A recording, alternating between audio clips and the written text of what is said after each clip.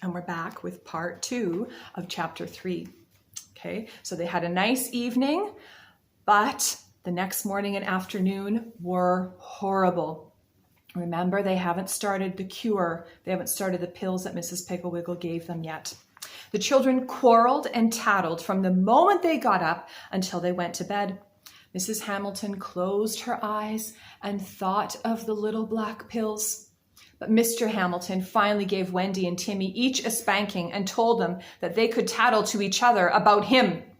Just before they went to sleep, and when they had stopped crying sufficiently so that she was sure they wouldn't choke, Mrs. Hamilton gave them each one of the licorice drops. She could hardly wait until morning to see what the magic medicine would do. The next morning, it was still snowing, and the children slept late. Wendy was the first downstairs. She came shuffling into the kitchen, looking like a cross between a scarecrow and a windmill. She had put on an old, faded, very small pair of summer shorts, a thin, raggedy t-shirt, and some old white sandals of her mother's. She hadn't washed her face, and she had slept wrong on her braids so that they were pointed north and pointed south, and her eyes were all squinty and sleepy. Mrs. Hamilton said, "Wendy Hamilton, there is a blizzard blizzing outside, and here you come downstairs in all your old summer clothes. Go up and put on your blue jeans and a sweater. Wash your face, brush your teeth, and bring me the hairbrush." Wendy gave her mother a baleful look and went shuffling back upstairs. Then Timmy came down. He had on his jeans and a sweater, but when his mother went to roll up his sleeves to see if he had washed, she found that he still had on his pajamas. And not only that, but under his pajamas, he also had on long underwear. And as Mrs. Hamilton sent him back upstairs to change, she wondered fearfully if the strange outfits her children had put on had anything to do with the magic pills. She certainly hoped not. It was bad enough to have 2 little tattletales, but to have tattletales who slept in their underwear and wore their pajamas in the daytime and wore summer clothes in the middle of winter was well nigh unbearable. As Mrs. Hamilton took up the children's oatmeal and poured their milk, she glanced fearfully back towards the stairs. How would they look this time? And what had the magic pills done to them? In no time at all, she had an answer. First, she heard shrill fighting voices, quick chasing footsteps, slaps and yelps, and then racing down the stairs came the tattlers, each red-faced and anxious to tell first. "Mother!" said Wendy as she slid through the kitchen door. "Mother! Timmy!" But instead of the long tattletale that she intended, out of Wendy's mouth came a big puff of black smoke. The puff of smoke was shaped like a little black cloud, except that hanging from the bottom of it were 4 little black tails, little black tattletales. And the black cloud rose to the ceiling and stuck, and the 4 little tails swayed gently back and forth. Timmy said, "My gosh, did you see that? Smoke came out of Wendy's mouth. Say, Mother, I bet old Wendy's been..." But instead of saying smoking, as he intended, a big puff of black smoke came out of his mouth. It too was a little black cloud, but it had only one tail hanging from it because he had only intended to tattle about one thing. Timmy and Wendy stood with their mouths open, staring at the ceiling. Mrs. Hamilton said, "Well, I've always wondered what a tattletale looks like, and now I know. Oh, what ugly things!" And Wendy and Timmy didn't say anything. They looked at the ceiling, and then at each other, and then back up at the ceiling. Finally, they sat down to breakfast. I'll pause here for just a second. There is a picture so you can kind of visualize what's happening. Can you see the black cloud and the little tattletales that are hanging underneath it? Interesting. All right, after breakfast, it was still snowing hard, but Wendy and Timmy said they were going out to shovel the walks. They put on their leggings, coats, caps, and mittens without a word, but they couldn't decide whose galoshes were whose, and they began jerking them back and forth and pushing and shoving, and finally they were just about to yell for Mrs. Hamilton to tattletale when out of their mouths came 2 huge rolls of black smoke, each with a long black tattletale suspended from it. The 2 new tattletales soared slowly upwards and stuck to the ceiling, not far from the first 2. Wendy said, "What if that happened in school?" Timmy said, "Boy, the kids sure would be surprised. I can just hear old Miss Harkness. She'd say, 'Timothy Hamilton, you have been smoking.'"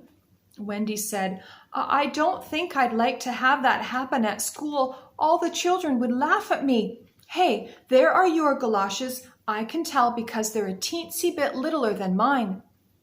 And they put on their galoshes and went quietly out to shovel the walks. Every once in a while, Mrs. Hamilton peered out at them, and she wondered what would happen to the black tattletales outside. Would they float clear up to the sky, or would they hang just above the head of the tattler? And about noon, Mrs. Hamilton found out. The children had finished the walks and were building a snowman. Wendy, who was the tallest, was putting on the head when she slipped and fell against the snowman and knocked him over.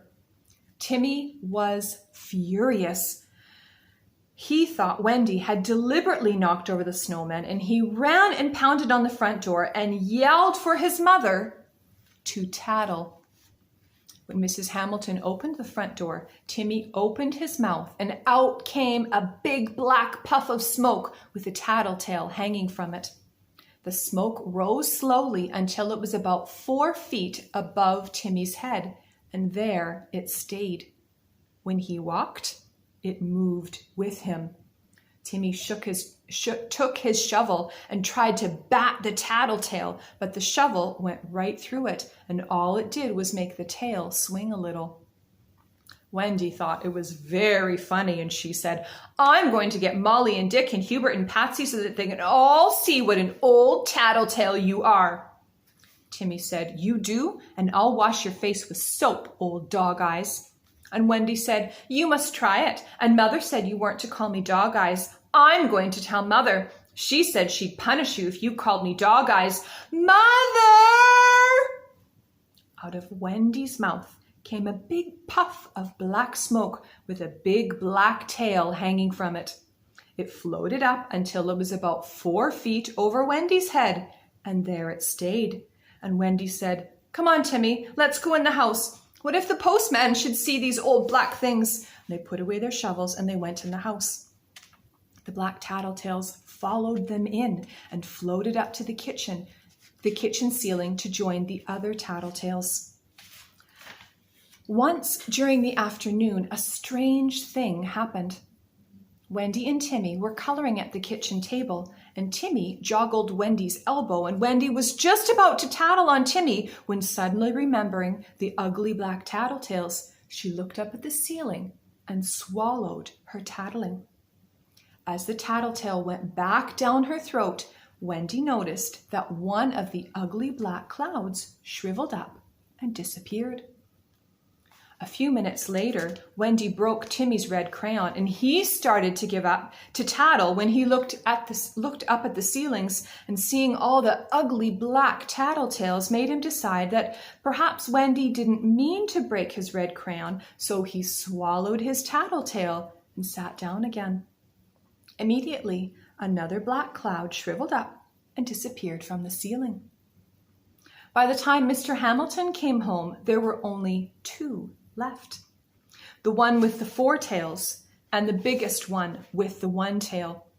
Mr. Hamilton took one look up at the ceiling and said, "Good heavens, did the oil burner blow up?" Mrs. Hamilton said, "Come into the living room a minute, Charles. I want to talk to you."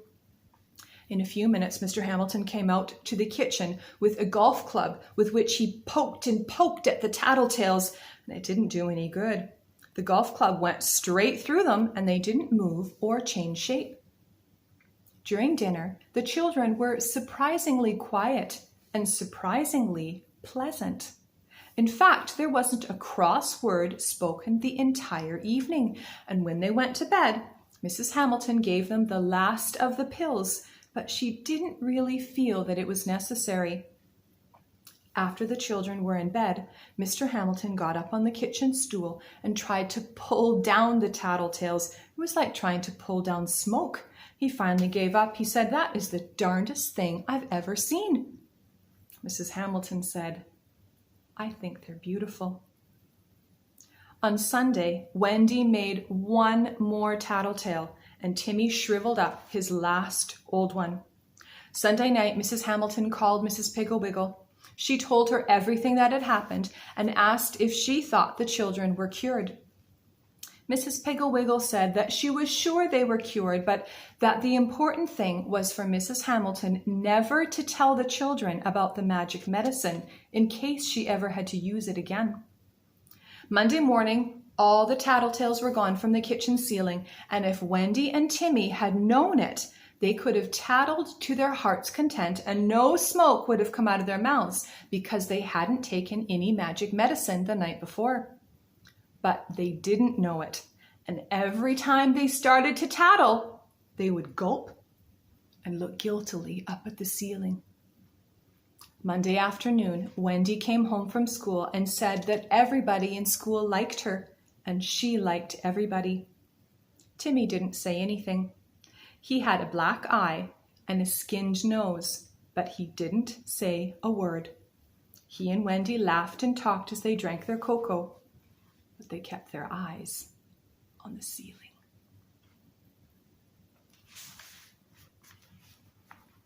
So I think that's a pretty good cure that worked from Mrs. Piggle-Wiggle, don't you?